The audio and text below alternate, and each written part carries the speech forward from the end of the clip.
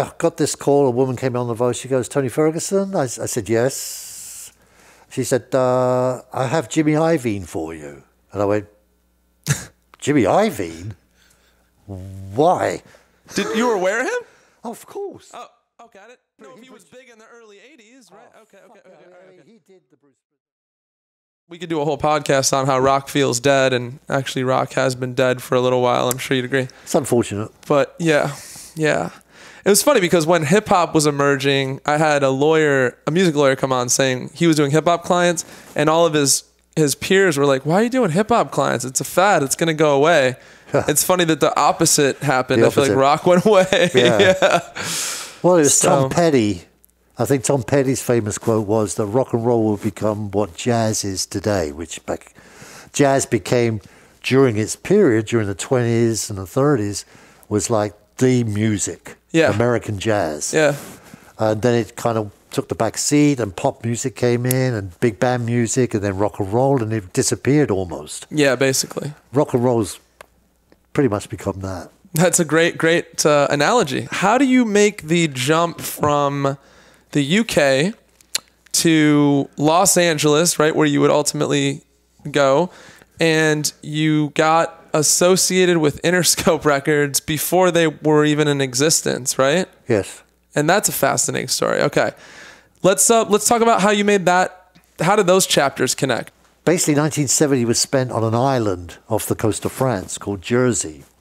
And I hang out there with a bunch of musicians, and we did basically covers, working about 4 shows a night, 6 days a week. So I did that for a year.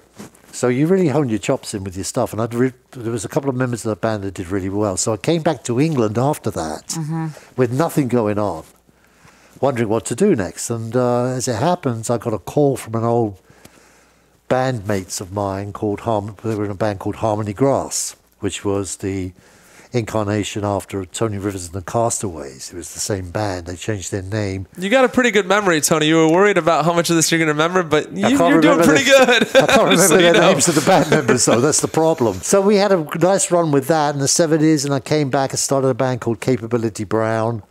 We were signed to Charisma Records that had Genesis, and a lot of prog. That's a big deal, right? A lot of prog bands, Lindisfarne and bands like that. They were really, really good. It's an independent label. So I had a lot of independent work, because after I left playing, which would have been around about 1974, that's 1975, I started getting into more of the business of music and basically running a PA system. So I became a sound engineer by default, because I decided I was too old, I was going bald, and I lost my way as being an artist. You felt like that window had closed on a possibility of being a big artist, right? For me, yeah, I felt that way. Obviously, other people didn't. But also, you got to remember, that was the Thatcher years. Margaret Thatcher was the Prime Minister of England, and her austere measures caused like 13% unemployment rate. The national debt was out of control. And I joined Stiff Records. And Stiff Records is a UK-based label, right? It was a UK independent label. They were kind of the punk new wave scene. So they had a lot of artists on their roster. And I was doing a gig, sound engineering, for a band in one of the clubs in London. And the guy came up to me, an Irishman, he said his name was Dave Robinson, and asked me to meet him at his office the following day. That was Stiff Records. From that point on, I worked for Stiff Records doing sound jobs and road managing jobs for their bands like Reckless Eric, Jonah Louie, and all these other bands. And I did that for about 2 years, I guess. And then he offered me a job to go over to America. And you were doing sound? I was doing road managing. No, you were doing tour managing. Tour managing. I tour managed that whole thing. It's about 5 or 6 bands, crews, trucks, everything. Took care of that. Can I ask you something? Bands can be pretty reckless and wild people. And you're kind of really? Spoiler. And so you were a bona fide, I mean, obviously you had chops doing what you do, but in a lot of ways, it felt like being a bona fide babysitter at times too, didn't it? Being a road manager? Yeah. Oh, yeah. Well, some You road know. managers have different things. Some of them take care of the artist and nothing else. Yeah. It was up to me to do all the travel arrangements, taking care of the crew, taking care of the musicians. It was a heavy job. I had an assistant, thank God, because after about the first 2 or 3 days, I realized it's too much for just one guy, so we got an assistant in there as well. Any horror stories you could share with us? You could even leave out names, but I'm curious. No, I remember that we were in Detroit, doing a show in Detroit, and then Yeah. we got the news that John Lennon had died that night. So I remember the sadness of that really put a damper on the gig. And of course the bands did tribute songs for John Lennon, blah, blah, blah. I remember that. That was the first thing, because that really hit everybody, Lennon's death. It really did. What I like to talk about on this podcast, Tony, is transitions, and how when we're going through a life transition, sometimes it could get hazy, or does that make sense? It can get hazy. What's coming next? I don't really see clearly what's coming. Oh, yeah. Was there any anxiety around that, though? Because every time I changed jobs or changed bands, there was anxiety around where's that. the next band going to come Exactly. from? But luckily, my reputation in certain circles grew. And then I got this phone call from a producer named Jimmy Iovine. And you were in New York when I was you got in New York, in Manhattan. And this would be like around mid-'80s? About 85, 86. Okay. And tell us about this phone call, Jimmy. Well, I got this call. A woman came on the voice. She goes, Tony Ferguson? I said, yes. She said, I have Jimmy Iovine for you. And I went, Jimmy Iovine? Why? You were aware of him? Oh, of course. Oh, okay. I didn't know if he was big in the early 80s, right? Oh, Okay. I mean, he did the early Bruce Springsteen records. He did Tom Petty records. He did Stevie Nicks Bob already Seger happened? records. Stevie Nicks hadn't happened by then. Okay. He'd done Bob Seger. He done a bunch of acts. Okay. And he was the main engineer on the Roy Cicada, I think his name was. And Jimmy was the gopher. I guess this was the record plant. He got a overnight call. He was working second engineer on the John Lennon record, I believe. I forget which record. It may be the rock. Was that his first record. time working with Lennon? Yeah. Yeah, and that kind of broke his career, didn't it? It did, because Jimmy's reputation came out of that. Yeah. Pretty solid, because I think he was working on Easter that day. Like, he went in on a holiday. You know that documentary, The Defiant Ones, that talks about the history of Interscope? I'm pretty sure his family wanted him to go to mass or church or something. He's like, no, I want to go in. And then John happened to need help that day. Does that sound right? Yeah, John needed help that day, yeah. so he did that. But then we got a phone call they got a phone call late at night to say Elton John was showing up to play on John's record. Get the fuck out of here. That man has like a horseshoe. He's like so lucky. All the engineers had gone home. Jimmy was the only one there. So he set the piano up. For Elton. For Elton. And then John didn't show up. Showed up late. So Elton's on the thing. So Elton says, run the track. I mean, I'm not waiting, you know. He didn't want to wait for John? Oh, he would have done. Don't get me wrong, but time was ticking. Okay. So he played the stuff and everything. They did the track. John came in. The engineers came in. Elton said, we think we finished it. They go, well, finished what? Said, this track you wanted me to do. This engineer set the thing up and I've recorded it. So they played it. It was perfect. Boom. That was it. All of a sudden, Jimmy's like rose in Lennon's eyes. Back to this. So the woman gets on the phone. Jimmy's on the phone for you. And then you're about to talk to Jimmy. Yeah, Jimmy said, do you want to come to California? I said, why? He said, well, I don't know, but there's a ticket for you at JFK. Come out here for a couple of weeks. I'll pay for everything. So I did. So just on the strength of a recommendation, because you said you'd never even crossed paths with Jimmy at this point, right? Right. So just on the strength of recommendation, that you must have done pretty good then, Tony, because that's pretty amazing to say, hey, I'm going to pay for everything you want a job, basically, is what he said, right? Yeah, well, I think the recommendations came from, I mean, it didn't happen in a vacuum to get that call. So I think Jimmy spoke to E Street Band members, and also Jimmy's assistant at that time, Janet Weber, was a good friend of my then wife. So they put my name forward. You came vetted, is what it was, right? Okay. So I got on the plane, went to, and Jimmy took me. I was the token British robot that stood next to Jimmy. I think it was Irving Azoff that said to Jimmy, "Who's the limey?" What's the limey? I don't even know what limey is. Limey was an old term for British. It came from the First World and Second World Wars. They called them limeys. Irving Azoff made that comment. And then Jimmy said, "Well, what do you want to do?" I said, "Jimmy, you brought me out here. What are you offering?" And he said, "I don't know, maybe you could do a little production, maybe we could do this, maybe management. We'll go to management." I said, "Management?" I said, "Have you ever managed a band before? How difficult can it be?" So we did. And Jimmy's plate started to get full with U2, recording U2, recording Stevie Nicks, like you talked about, and a lot of other bands, Annie Lennox, and doing work with Dave Stewart, Eurythmics. And where does that leave you, I'm thinking? Well, I was running the office for the management, really. Was it called? It wasn't called Interscope Management at the time, even, right? It was just Jimmy and Tony Management or whatever. Yeah. I think Jimmy, we just had some bullshit name, Ice Cream Management, Ice Cream Records, something like that. You've got to remember, at that time, the record business was exploding in the 80s because people were changing their record collections from vinyl to CDs. Sure. So they're rebuying the records all over again. But money was coming in hand over fist then, right? Tons of money. Yeah. And it was cash. Yeah. Considered like cash. Yeah. So when these Wall Street companies saw this, they thought, we want in on the party, right? Yeah. And they bought these companies for hundreds of millions of dollars. Seagram's is one of them, right? Seagram's is one of them. And then there was the A&M and Geffen and everything. All went to these bigger, larger companies. Conglomerates. Yeah. And then things started to get funky about the music business. You know, money. Everyone's getting tired of the hard metal scene during the 80s and the rock.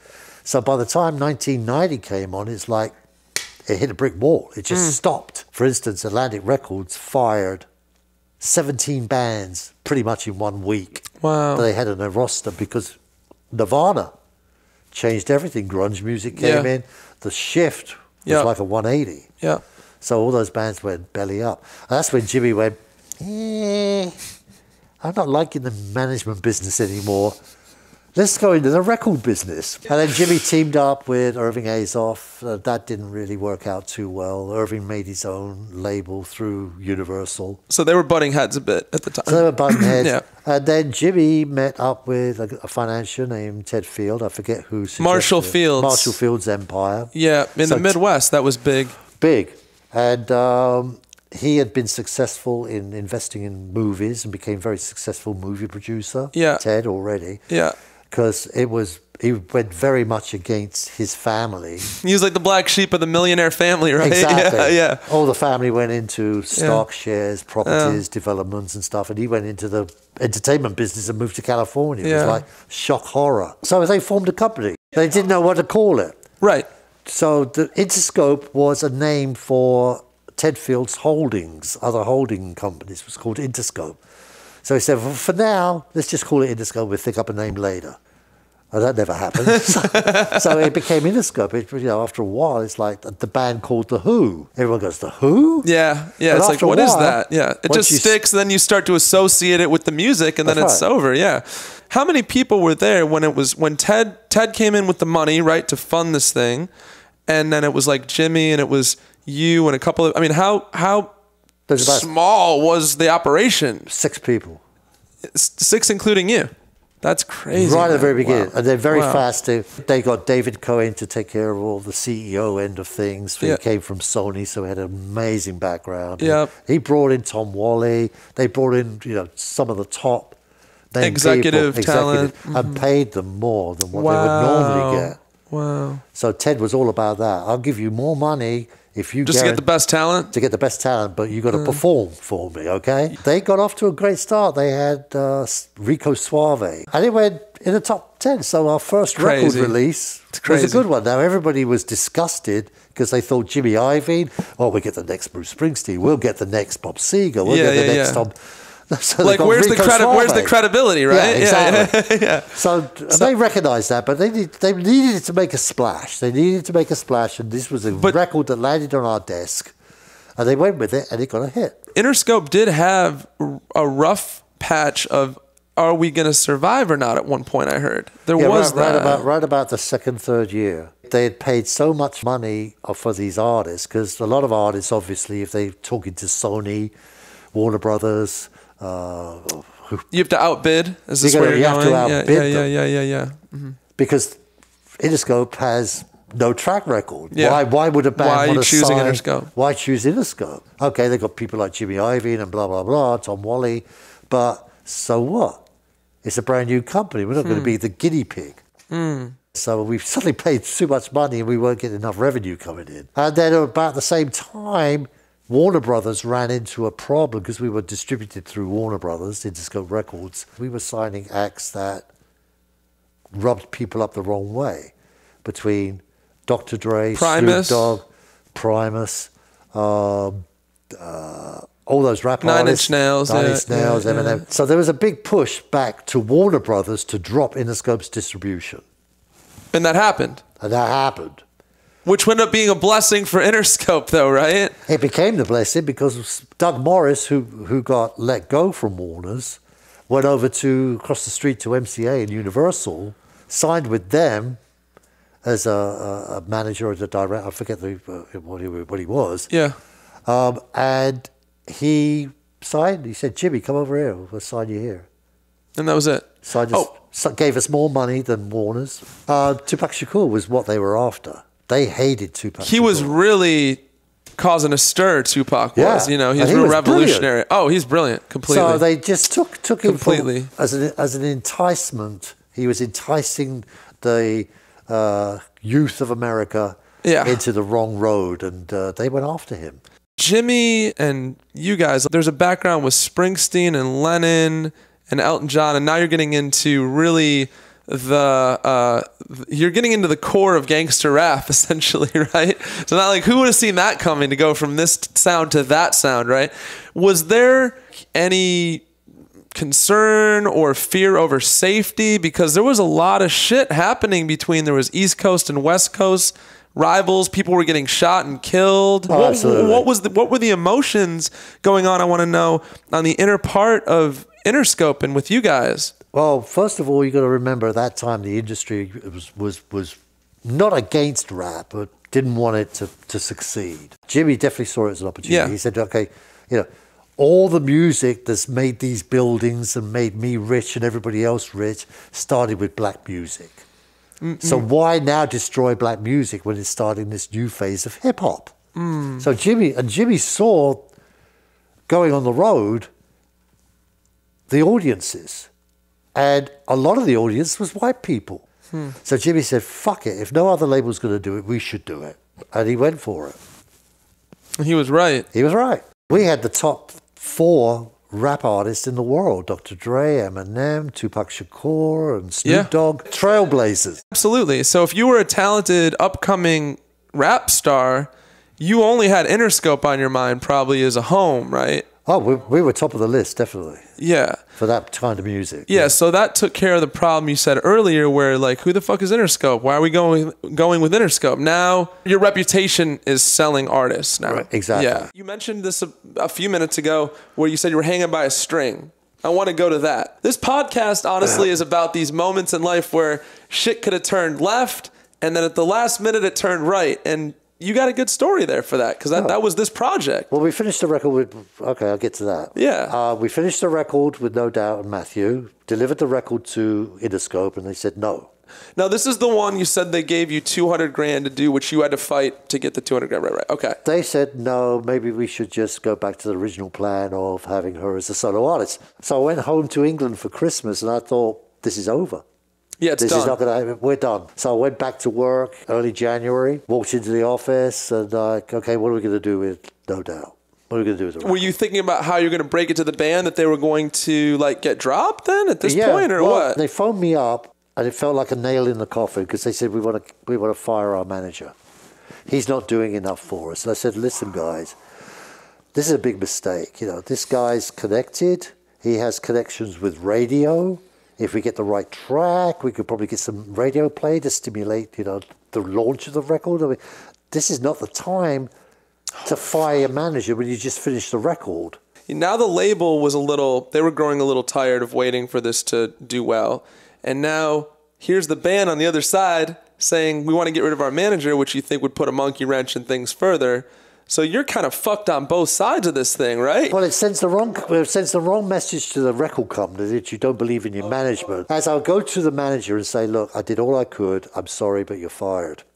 He said, fuck. You had to deliver this to the manager? Oof. He said, can't you do anything? I said, I've drove down to Orange County, sat with them for like 3 or 4 hours, and they're adamant. He said, something went on. He said, I'm walking out the door. He says, He says, what do you think happened with the band? I said, I don't really know. He says, well, I got another girl. I said, oh. I said, what's her name? He said, it's a girl named Alanis Morissette. I said, who? She was a teenage pop idol that did Moles, did that whole Tiffany kind of breaking records in Canada. Mm-hmm. So I said, he gave me a cassette of her. So I'm listening to this and hearing records. So I started to pursue that. At the same time as I was trying to figure out what to do with No Doubt. Yeah. And what happened was I went to Matthew Wilder's place. He played me the finished record. We went through the tracks one by one. And I said, the only track that really, really sticks out to me is a song called Don't Speak. But it's a ballad. It doesn't really represent what the band is, especially if you're trying to brand the band in some kind of way. Yeah, that's the which wrong the record first to start record with. is the most important record. He said, yeah. well, there's a good, what about, Just a Girl? I'm Just a Girl. What about that song? I said, it kind of bounces around. Actually, that's pretty good because it does this female statement thing. And she was going through her relationships, Gwen that is, with Tony, the bass player. They'd split up. So she was writing about their emotional that's what split. Don't Speak was about, right? Yeah. That's a lot of that, what Tragic Kingdom was. I met with Alanis, and then she was working with a really good record producer, and he played me a song called You Ought to Know. And I heard it, and fuck, this will never get on the radio. Because it's an angry female? Because it's an angry female doing this thing, but I thought, well, wait a minute, what's hard rock? With the male, that's all fucking angry. Why can't a woman be fucking angry? Axl Rose is that guy, right? Or whatever. Yeah. So I went to Jimmy, and Jimmy said, that's an interesting song. That's a really good song and stuff. But Ted wouldn't sign it. Oh my God, I remember you telling me this. And I remember at the 11th hour when some other label was going to pick it up, didn't you say you went to Ted's Bentley and wrote a handwritten note and put it on his Bentley sign this girl. But it was too late by then. I'm surprised, though, can I be honest? I'm surprised that Jimmy didn't get that, because I feel like that would be an artist where Jimmy would get it and like force it through. I think it was just a bad time for Jimmy because there was stuff going on in his world with the rap stuff and everything else. We were number one at one point to sign her, Alanis, and then we became number 2 or number 3, and I think it was Madonna's label, Maverick, that signed Alanis. Signed her. I mean, that makes sense. But that's crazy because that one went on to do like 25 million, as did Tragic Kingdom. So you could have had 50 million records under your belt, Tony. That would have been fun.